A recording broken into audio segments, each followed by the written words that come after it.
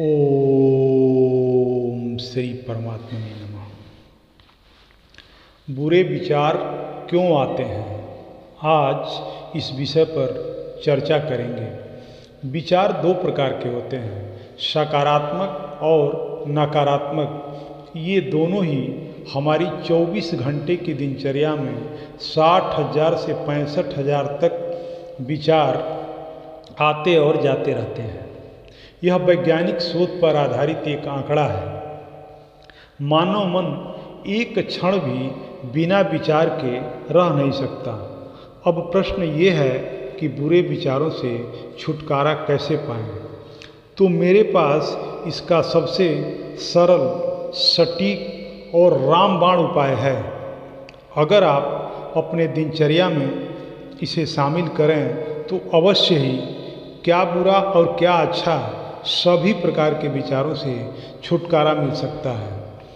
तो सबसे पहले आपको यह मानना पड़ेगा कि हम शरीर नहीं हैं। जो भी विचार आते हैं वो शरीर से ही संबंधित होते हैं, चाहे विचार अच्छे हों या बुरे।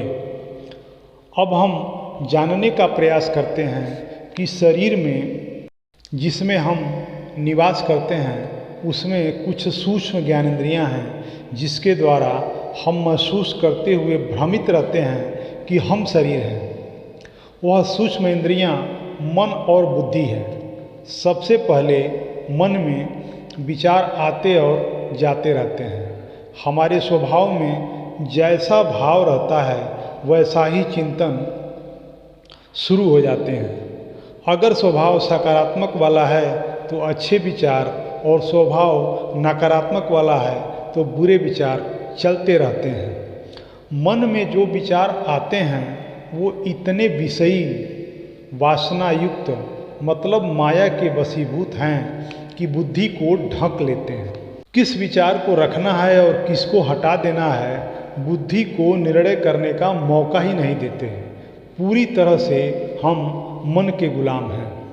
अब समझने की बात यह है कि मन से बड़ा बुद्धि होता है और बुद्धि आत्मा के अधीन होती है।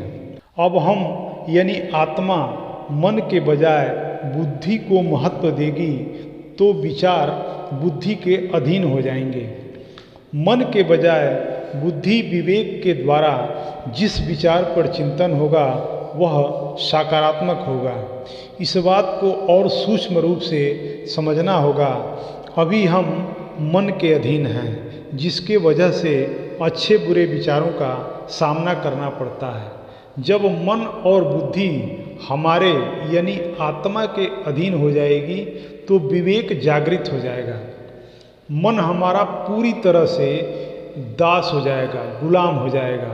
हम चाहेंगे तभी किसी विचार पर चिंतन होगा, अगर नहीं चाहेंगे तो अपने स्वभाव सत्य चित्त आनंद में निमग्न रहेंगे। इस बात को अच्छी तरह समझ लें तो पूरी तरह विचार मुक्त हो जाएंगे और गंदे विचार कभी नहीं आएंगे। हरि ओम तत्सत।